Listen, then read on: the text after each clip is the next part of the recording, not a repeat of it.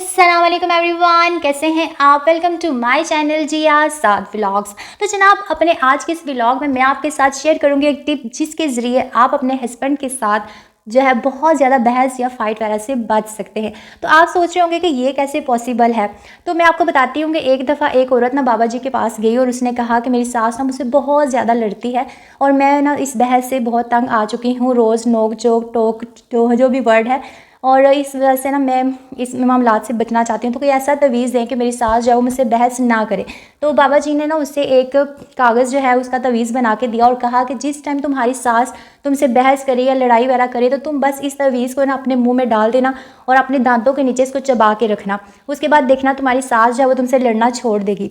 तो वो औरत जो है ना वो तवीज़ ले आई और जब उसकी सास उससे लड़ना शुरू हुई या जो दोनों के आपस में बहस वगैरह शुरू हुई तो उसने क्या किया कि वो तवीज़ उसने अपने दांतों के नीचे रखा और उसको चबा के रखा।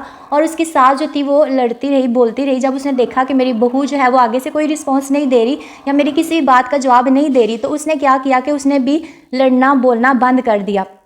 ये सिलसिला कुछ दिन तक चलता रहा और जब उसने देखा कि मेरी बहू ने मुझे जवाब देना, मुझसे लड़ना छोड़ दिया है, तो उसने भी बहू से लड़ना जो है वो बंद कर दिया। और कुछ दिनों के बाद जब वो औरत बाबा जी के पास गई और उसने कहा कि बाबा जी आपका तवीज़ तो बहुत कमाल का था, मेरी सास ने अब मुझसे लड़ना जो है वो बंद कर दिया है। तो बाबा जी ने कहा कि वो कोई तवीज़ नहीं था बल्कि मैंने तुम्हें सिर्फ कागज़ दिया था।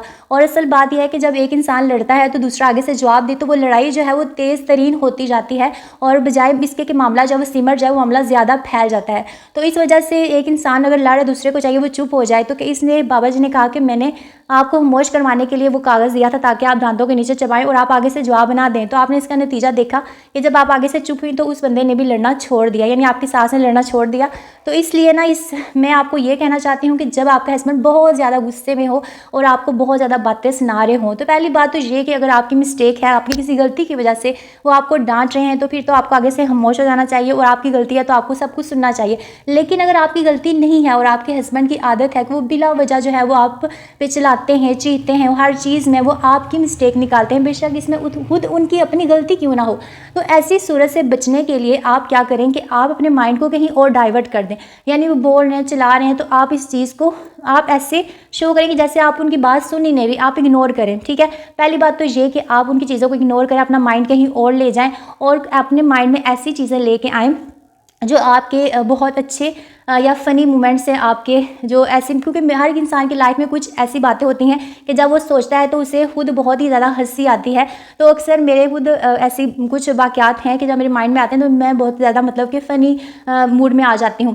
तो आप इस तरह की सिचुएशन ले, लेकिन अब आप ये कहेंगे कि उस टाइम लड़ाई हो रही है, भाई वो इतनी बातें सुना रहा है तो मैं कैसे फ़नी सिचुएशन लेके आऊँ। तो जनाब फिर आप ये कर सकते हैं कि आप भी या तो वो कागज़ का कोई भी टुकड़ा लेके अपने मुँह में डाल दें, आप अपने दांतों के नीचे उसको रख दें और कोशिश करें कि आप जो है उसको चबाएं और आगे से कुछ भी ना बोलें। अगर आप कागज़ का टुकड़ा नहीं चबाना चाहती तो आप कोई चिगम जो है वो भी मुंह में रख सकती हैं। तो ये जो है ये भी आपके लिए अच्छा है। जनाब अगर आप ये सब कुछ नहीं करना चाहते तो फिर एक ही हाल रह गया है कि आप ऐसा करें कि आप रुई लें और अपने दोनों कानों में जो है वो रुई डाल दें, ताकि ना तो उनकी कोई बात जो आपके कानों में पड़े और ना ही आपको ज़्यादा गुस्सा आए और आप उनको फ़ौरन से जवाब देने के लिए पलट जाएँ। तो ये सारे तरीके मैंने आपको बताए, इनमें से जो भी आपको बेहतर लगता है आप इसमें वो ट्राई कर सकती हैं इसमें से, और आई होप कि आपके लिए बहुत बेनिफिशियल होंगे।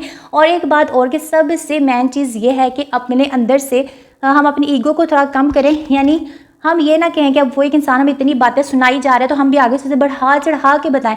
नहीं भाई, अक्सर ये होता है कि जब आपका हस्बैंड गुस्से में होता है, आपको बहुत कुछ सुना देता है तो आप आगे से उसको डबल सुनाती हैं तो वो मामला बहुत बढ़ जाता है। लेकिन इससे बेहतर ये है कि आप उस टाइम खामोश हो जाएं और जब आपके हस्बैंड जो है वो उससे ठीक हो जाए, अच्छे मूड में आ जाए, तो तब आप उनसे अपने रूम में गिले शिकवे कर सकती हैं कि भाई आपने तो मुझे ये साथ, तब उनको उनकी गलती का एहसास दिलाएं और फिर देखिएगा मैं भी वो खुद यानी कि अपनी गलती पे शर्मिंदा और आपसे सॉरी करें। लेकिन अगर वो ऐसा नहीं करते जाएं कि उनकी नेचर में झुकाव जो नहीं है बल्कि आपको ही कंप्रोमाइज़ करना पड़ेगा।